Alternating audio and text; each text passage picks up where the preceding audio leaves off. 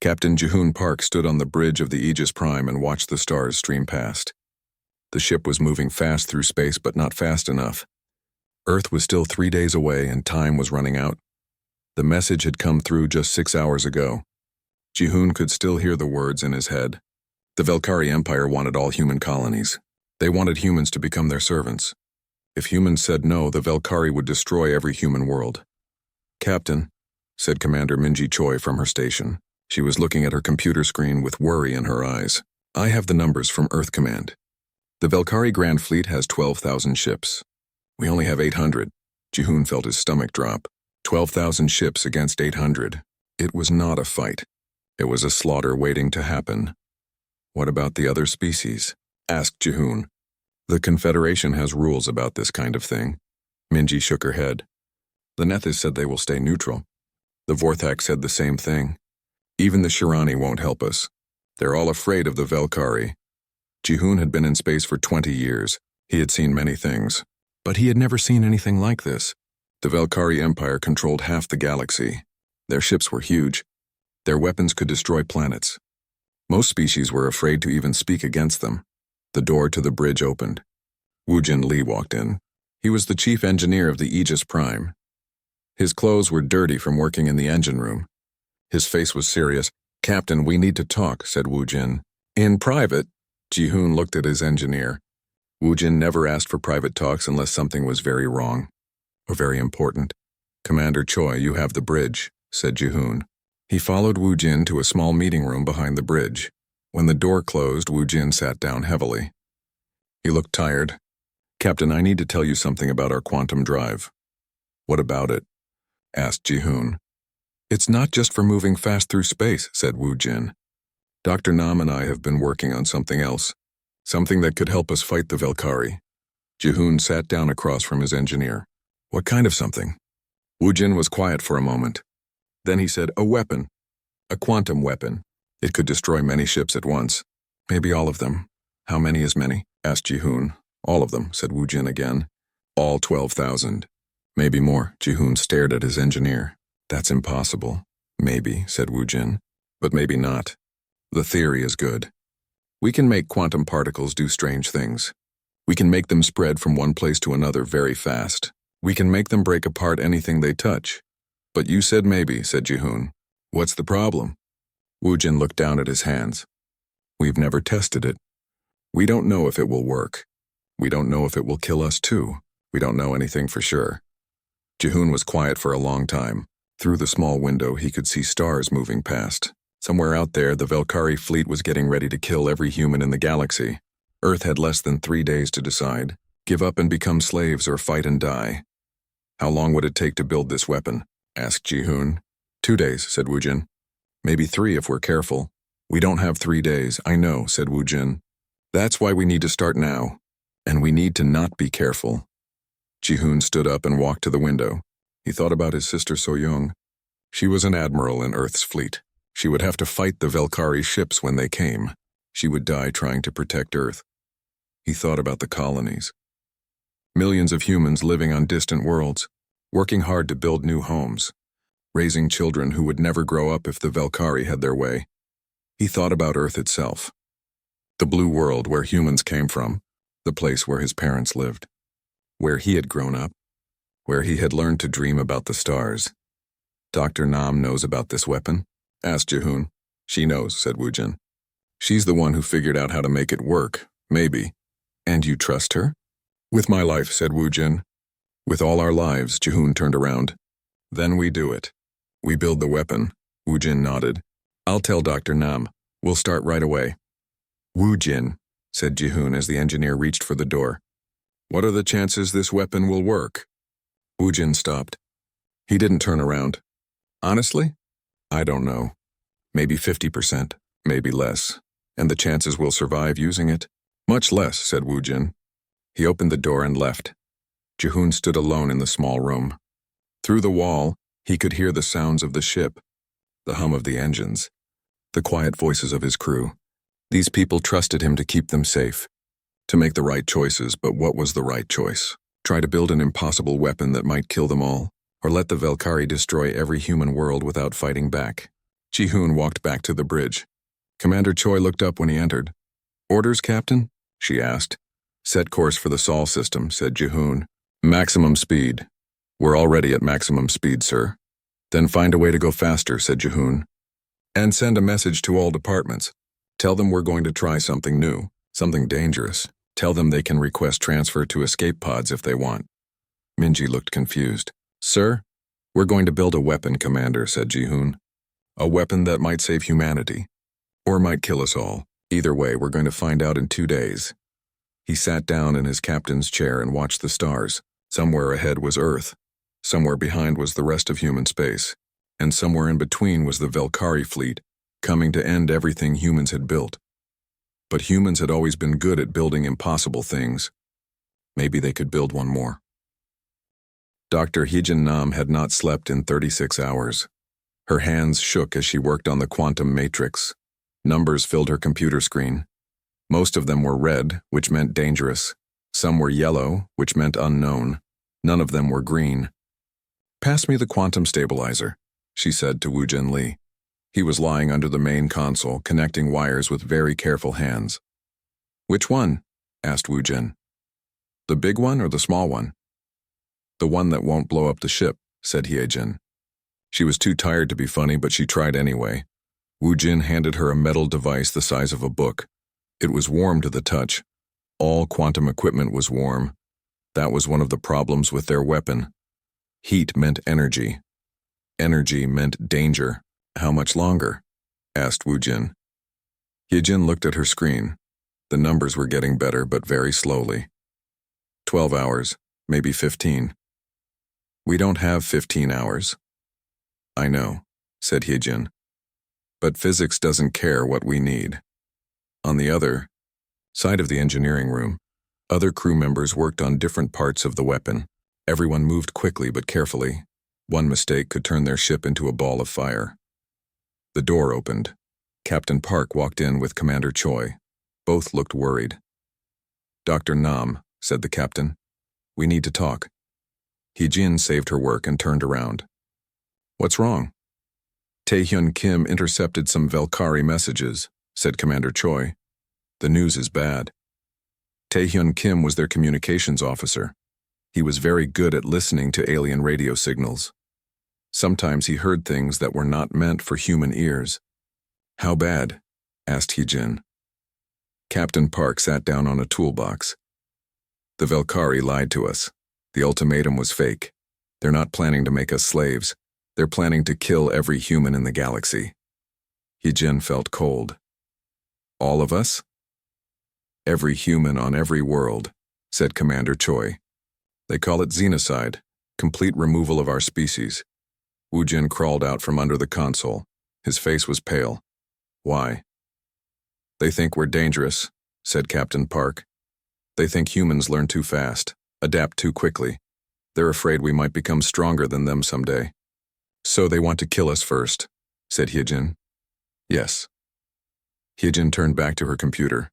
The numbers looked different now. Not just dangerous, but necessary. This weapon was not just about saving Earth anymore.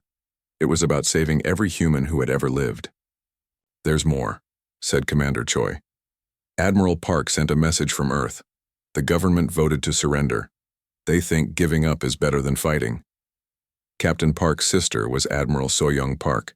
She commanded Earth's defense fleet. If she was sending messages, it meant the situation was very bad. "Do they know about the xenocide plan?" asked Hye-jin. "Not yet," said Captain Park. "We're too far away to send detailed messages. But it doesn't matter anyway. The Velkari fleet is already moving toward Earth. They'll be there in 18 hours. Hye-jin did quick math in her head. The Aegis Prime would reach Earth in 14 hours. That gave them 4 hours to use their weapon before the Velkari started killing everyone. "Captain," said Woo-Jin, "we need to tell you something about the weapon." "What?" "It's never been tested. We don't know exactly what it will do. We think it will destroy enemy ships by breaking apart their atoms. But we're not sure." "What's the worst that could happen?" asked Commander Choi. Hye-jin and Woo-Jin looked at each other. "It could destroy us too," said Hye-jin. "It could destroy everything in a very large area. It could tear a hole in space itself. How large an area? Asked Captain Park. We don't know, said Wu Jin.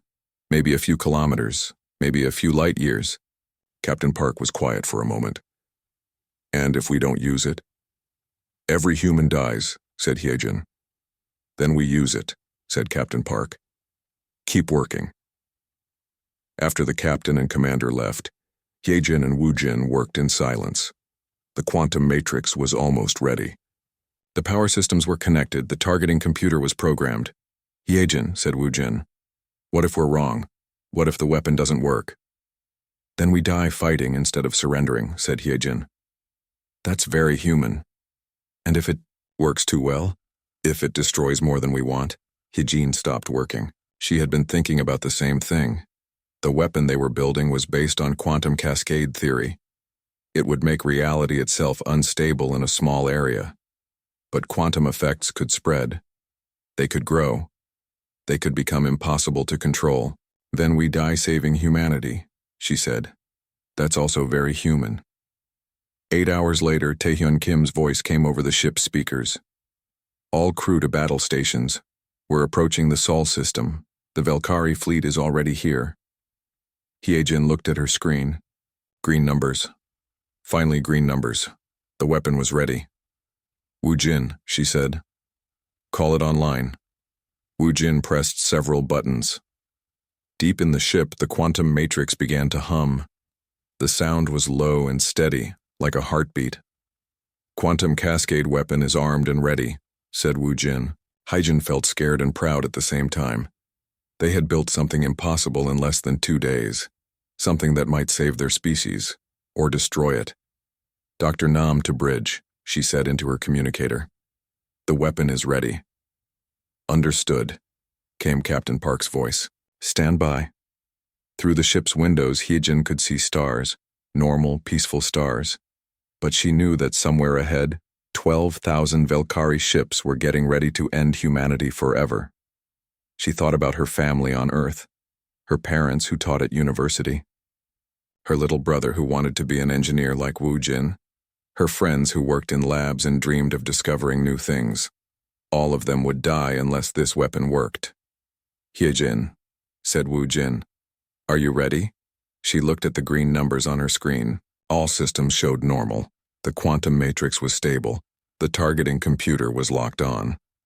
I'm ready, she said. But she wasn't sure if anyone could be ready for what they were about to do. The Velkari Grand Fleet filled space around Earth like a metal storm. Captain Jaehoon Park stared at the main screen and tried to count the enemy ships. He stopped at 300.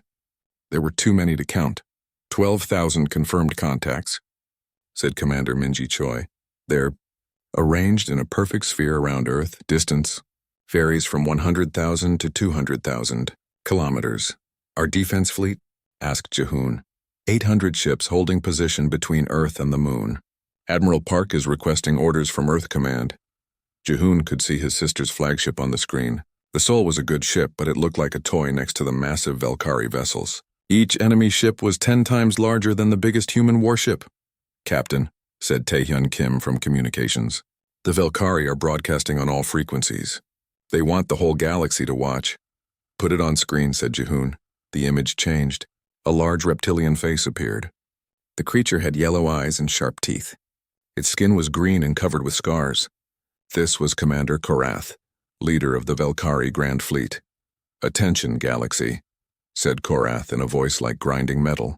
Today you witness the price of defying the Velkari Empire. The human species chose to resist our generous offer. They will now face the consequences of their foolishness. Korath's image moved to show the view from his ship. Earth hung in space like a blue and white jewel. Around it, Velkari ships pointed their weapons at the planet.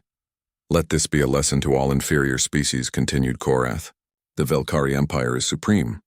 We show mercy to those who submit. We show none to those who resist. In 60 seconds, the human world will burn. Their colonies will follow. Their species will be extinct before the next solar cycle. The transmission ended. The main screen returned to showing the enemy fleet. Captain, said Navigation Officer Naeun Shin, we're still 2 hours from optimal weapons range. How long until they fire on Earth? Asked Jaehoon. 57 seconds, said Minji. Jaehoon looked around the bridge. His crew watched him with trust in their eyes. They believed he could save them. Save Earth, save humanity. But he was just one man with one ship against 12,000 enemies. "All hands, this is the captain," said Jihoon into the ship's communication system. "In 1 minute, the Velkari will begin destroying Earth. We cannot reach weapons range in time using normal methods." "We have only one option," he paused. Through the bridge speakers, he could hear the quantum weapon humming in the engineering section. "We're going to fly directly into the center of the enemy fleet. We're going to use an experimental weapon that has never been tested. Some of us may not survive. But if we do nothing, all of humanity dies today." Jihoon looked at his navigation officer. "Neon, plot a course straight through the Velkari formation. Fastest possible speed." "Sir, that's suicide," said Neon. "They'll destroy us before we get halfway there." "Maybe," said Jihoon. "But they might not bother with one ship. They're focused on Earth right now." "Course plotted," said Neon after a moment. "Minji, send a message to Admiral Park. Tell her to keep the defense fleet back. No matter what happens to us, they stay away from the Velkari formation." "Message sent," said Minji. "Dr. Nam," said Jihoon over the communicator. "Are you ready?" "Weapon is armed and ready," came Hijin's voice. "But Captain, I need to warn you again. We don't know the exact range of the quantum cascade. The weapon might destroy us too." "Understood," said Jihoon. "Neon, engage course. Maximum speed." The Aegis Prime jumped forward like a bullet from a gun. Stars blurred past the windows as the ship accelerated toward the Velkari fleet. 30 seconds until they fire on Earth," said Minji. On the screen, Jihoon could see the Velkari ships turning their weapons toward the planet. Massive energy cannons that could crack continents. Missile launchers loaded with bombs that could burn atmospheres. All pointed at the world where humanity began. 20 seconds. The Aegis Prime entered the outer edge of the Velkari formation. Enemy ships slid past on all sides like metal mountains. Some of them turned to look at the small human vessel, but none fired. They were too busy preparing to destroy Earth. 10 seconds until they fire on Earth, said Minji. 5 seconds until we reach the center of their formation. Jihoon could see Commander Korath's flagship directly ahead. It was the largest ship in the fleet, big enough to hold a small city. Weapons covered its hull like scales on a snake. "We're at the center point," said Nayan. Around them, Velkari ships stretched in every direction. Above, below, left, right, forward, backward. 12,000 ships in a perfect sphere, with the Aegis Prime at the exact center. "Dr. Nam," said Jihoon. "Fire." In engineering, Hijin pressed the activation button. Deep in the ship, the quantum matrix released all its stored energy at once.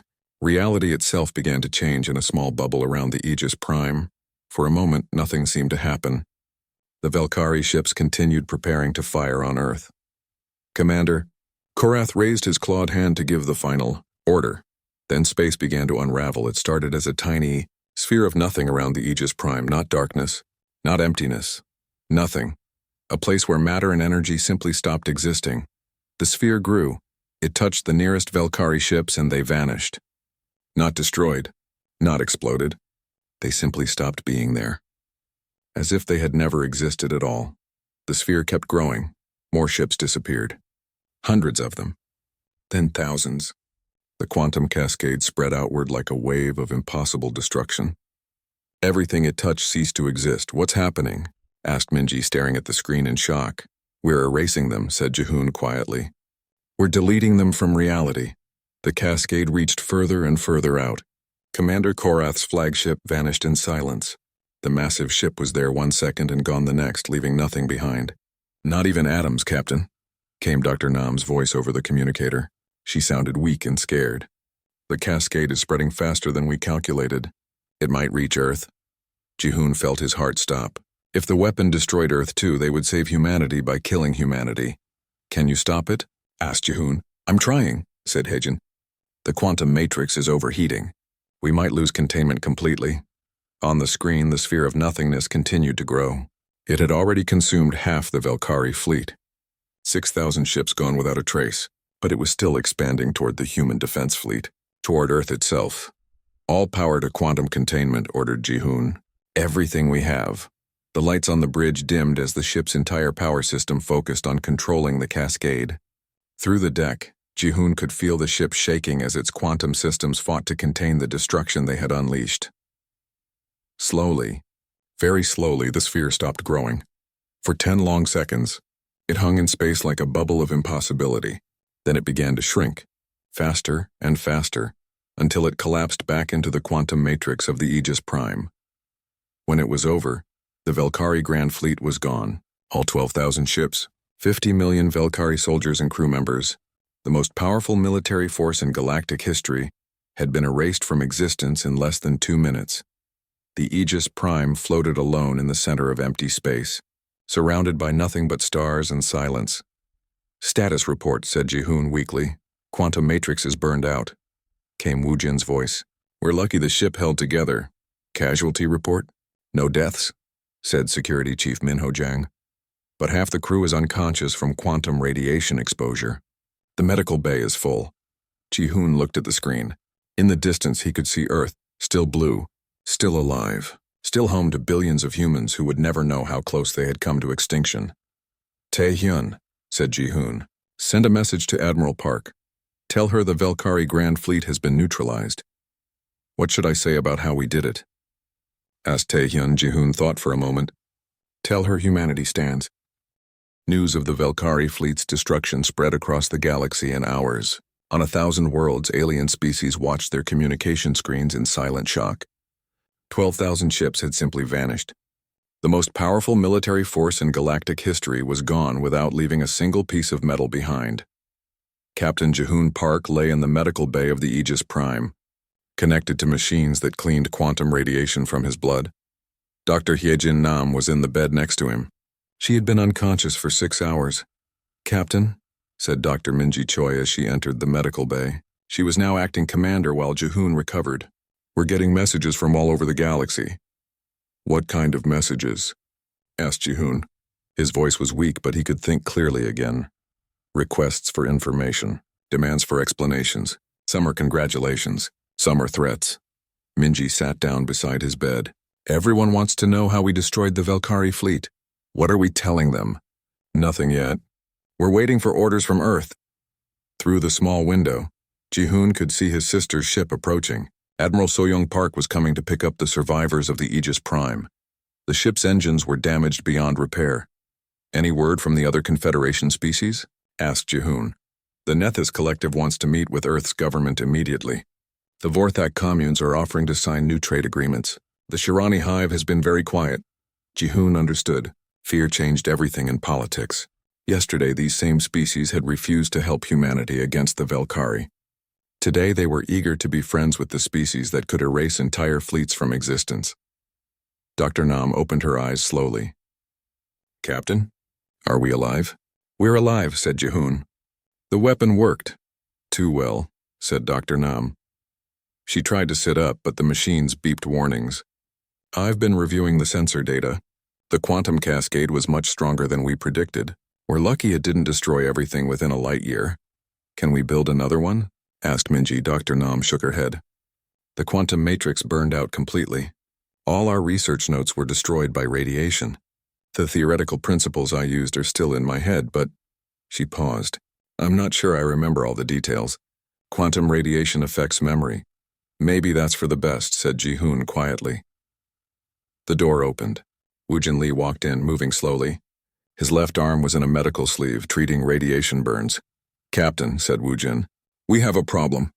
The Confederation Council is demanding that a human representative appear before them within 48 hours. They want explanations." "What kind of explanations?" "They want to know if we have more of these weapons. They want to know if we plan to use them again. They want to know if humanity is now planning to conquer the galaxy." Jihoon laughed, but it hurt his chest. "Conquer the galaxy? We just wanted to survive." "They don't know that," said Wu Jin. "From their perspective, humans just demonstrated the ability to destroy any military force in the galaxy.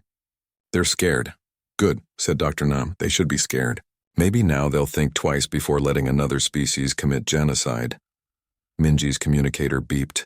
"Commander Choi here." "This is Admiral Park," came So-young's voice. "We're ready to transfer survivors. Prepare for docking." 20 minutes later, Jihoon was carried aboard his sister's flagship. So-young met him in the docking bay, her face full of worry and relief.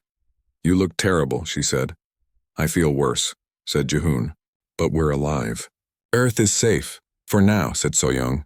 "But Jihoon, you need to know what's happening."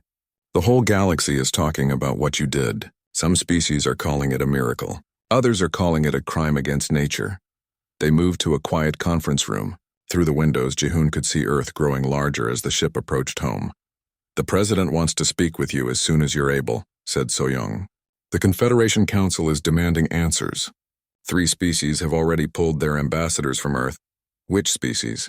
"The Nexari, the Tothek, and the Belkari. They're saying humanity has become too dangerous to trust." Jihoon wasn't surprised. Fear made people do stupid things, even intelligent alien people. "What about the species that were neutral during the crisis?" asked Jihoon. "They're all trying to become our best friends now," said So-young. "The Nethys are offering technology exchanges. The Vorthak want exclusive mining rights in their territory. Even the Shirani sent a message saying they've always respected human courage." "Courage," repeated Jihoon. "Is that what we're calling it?" "What would you call it?" Jihoon thought about Dr. Nam, nearly dying to build an impossible weapon. About Wu Jin, working 30 hours without sleep to save their species. About his crew following orders that might have killed them all. "Desperation," he said. "We were desperate, so we did a desperate thing." "Well, your desperate thing saved 8 billion people on Earth," said So-young, "plus another 2 billion in the colonies. The entire human species owes you a debt. We were just doing our job. Your job was to explore space and make contact with alien species.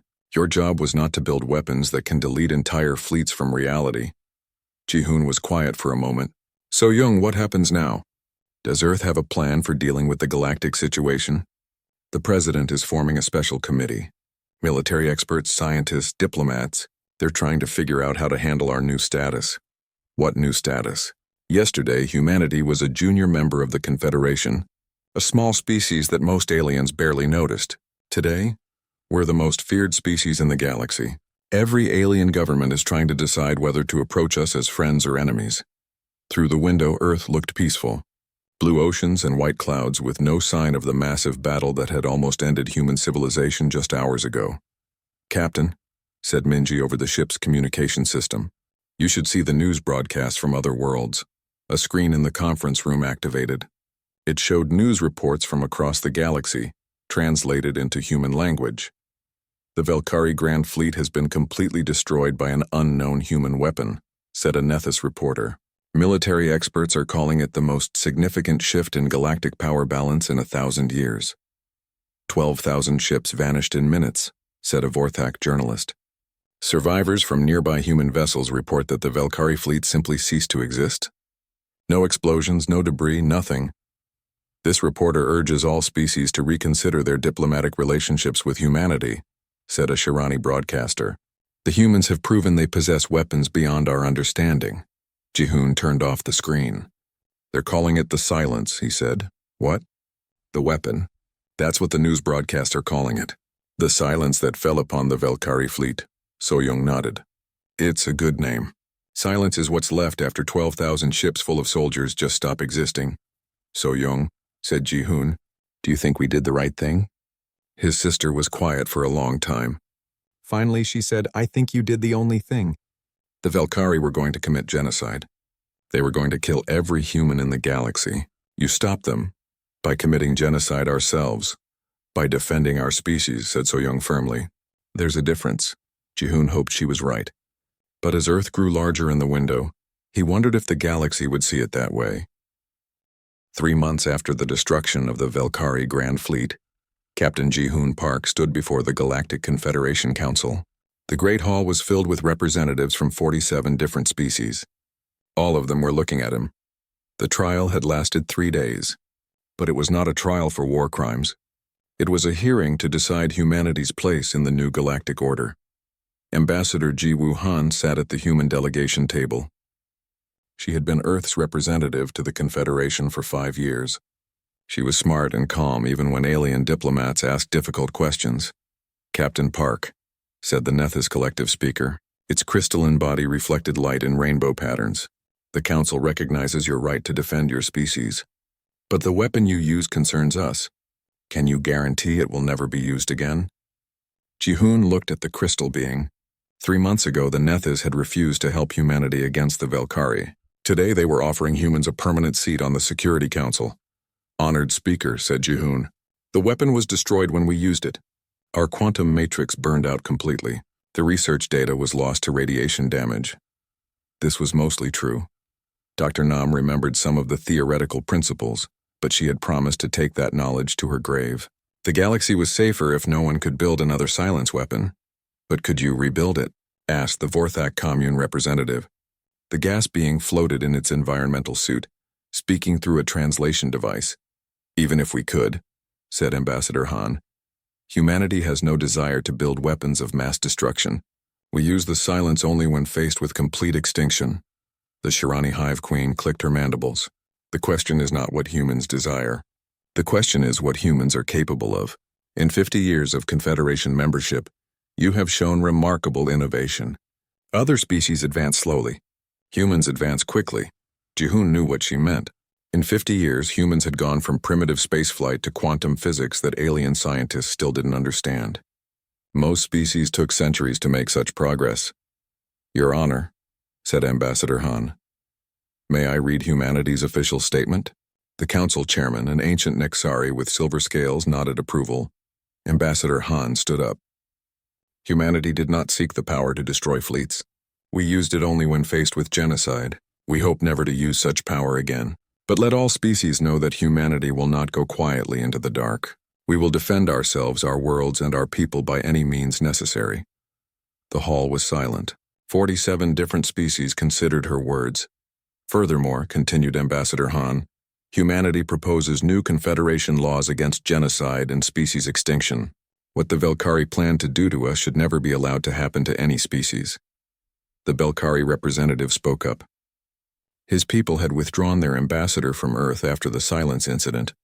How do we know humans will not use their advanced technology to conquer other species? Before Ambassador Han could answer, Ji-hoon stood up. Because we're too busy exploring the galaxy to conquer it. Humans are curious, not aggressive. We want to learn about other species, not rule them. Yet you destroyed the Velkari completely, said the Belkari. The Velkari chose extinction when they chose genocide, said Ji-hoon. They gave us two options, surrender and die or fight and maybe live. We chose to fight. The council chairman raised his hand for silence. The council will vote on humanity's new status. All those in favor of granting humans permanent Security Council membership? 38 hands, claws, and tentacles raised in approval. Only 9 opposed. Motion carries, said the chairman. Humanity is granted permanent membership on the Confederation Security Council, with full voting rights and responsibilities. After the session ended, Ji-hoon walked through the gardens of the Confederation complex. Earth's sun was setting, painting the sky in orange and red. Other delegates passed by, some nodding respectfully, others avoiding eye contact. Ambassador Han joined him by a fountain. How do you feel about our new status? She asked. Worried, said Ji-hoon honestly. Fear is not a good foundation for respect. Maybe not, said Han. But it's better than being ignored or pitied. A figure approached them. It was Dr. Hye-jin Nam, now fully recovered from her radiation exposure. She had been appointed as Earth's new science advisor to the Confederation. Captain, she said, I have news from the shipyards. And what kind of news? They've finished the new ships. The Sol-class carriers. 24 of them with our most advanced technology. Ji-hoon smiled. Do they work? Better than expected. The alien engineers who helped build them are very impressed with human innovation. What the aliens didn't know was that the new ships looked impressive but had no special weapons. Earth's shipbuilders had designed them to appear threatening, while being essentially defensive vessels. The galaxy believed humans possessed terrible weapons. It was better to let them believe it, Dr. Nam, said Ji-hoon. Any word from Woojin? He's happy on Mars. The engineering academy keeps him busy training new quantum specialists. And the crew of the Aegis Prime? Promoted, transferred, or retired according to their wishes. Minji is commanding her own ship now. Taehyun runs the new communications center. Nayeon is teaching navigation at the academy. Ji-hoon nodded. His crew had earned their rewards. They had saved humanity when no one else could. Captain, said Dr. Nam quietly, do you ever regret what we did? Ji-hoon thought about the Velkari soldiers who had died when the silence consumed their fleet. 50 million beings erased from existence in 2 minutes. They had families, friends, dreams that would never come true. I regret that it was necessary, he said, but I don't regret saving our species. The galaxy is different now, said Ambassador Han. Safer in some ways. Species think twice before threatening each other, but also more tense. Everyone is wondering who has the next ultimate weapon. That's not our problem, said Jihoon. Our problem is being good neighbors and good citizens of the galaxy. And if another species threatens us? Asked Dr. Nam. Jihoon looked up at the stars beginning to appear in the darkening sky. Somewhere out there, human ships explored new worlds and made contact with new species. The galaxy was vast and full of wonders that humans had barely begun to discover. Then we'll deal with it, he said. Humans are good at finding solutions to impossible problems. 6 months later, Admiral Jihoon Park stood on the bridge of his new flagship, the Incheon. The ship was exploring the outer rim, far from the civilized core worlds of the Confederation. Admiral, said his communications officer, we're receiving a message from an unknown species. They claim to be the Cathani Empire. They're demanding we leave their territory immediately. Jihoon looked at the main screen. 3 large alien ships had appeared, blocking their path. They looked aggressive and well-armed. Any information about this Cathani Empire? Asked Jihoon. Nothing in our databases. They appear to be a previously unknown species. The lead alien ship sent another message. Primitive mammals, you will surrender your vessel immediately or face destruction. The Cathani Empire does not tolerate trespassers. Jihoon's tactical officer looked up from her station. Sir, they're charging weapons. Open a channel, said Jihoon. The main screen showed an alien creature with gray skin and black eyes. It looked angry and arrogant. I am Admiral Park of the Earth Confederation ship Incheon, said Jihoon calmly. We are on a peaceful exploration mission. We have no intention of violating your territory. You have already violated our territory by existing, said the alien. Surrender now or be destroyed. Jihoon was quiet for a moment. Then he smiled. I'm sorry, but I don't think you understand the situation. Allow me to explain. He nodded to his communications officer, who sent a data packet to the alien ship. What you've just received is the complete record of what happened to the last species that threatened humanity. I suggest you review it carefully before making any more threats. On the screen, the alien's confident expression slowly changed to confusion, then shock, then fear. You're human? Asked the alien in a much quieter voice. Yes, said Jihoon. We're human, and we're just trying to explore the galaxy peacefully. I hope that won't be a problem. The alien ships powered down their weapons immediately. No problem at all, said the Cathani commander. Please continue your exploration. We apologize for the misunderstanding. As the alien ships moved away, Jihoon's tactical officer smiled. That was easy. Sometimes, said Jihoon, the greatest weapon is the one you only have to fire once. He looked out at the stars ahead. The galaxy was vast and full of dangers, but humanity had proven they could survive anything the universe threw at them. They could adapt. They could innovate. They could build impossible things when they needed to, and if necessary, they could make their enemies simply disappear into silence.